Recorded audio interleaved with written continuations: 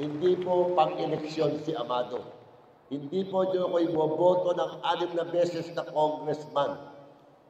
Miski na anong takbuhin ko, sinusuportahan niyo ako.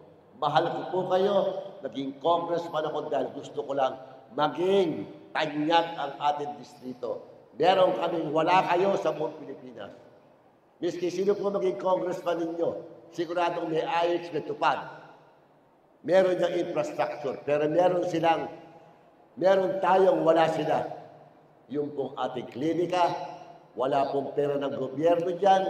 Yung sports natin sa barangay, 28 years, walang pera ng gobyerno dyan. Yung sports natin sa pampublikong paaralan, walang pera ng gobyerno dyan. Marami tayong proyektong walang pera ng gobyerno dahil punong-puno ng pagmamahal at puso ang ating samahan para matulungan ang pangangailangan at maibangon ang antas ng buhay ng ating mga kadistrito.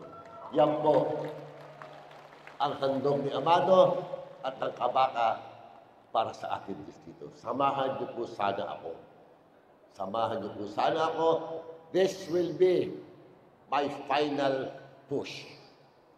Ibalik natin po ang ating samahang Kabaka.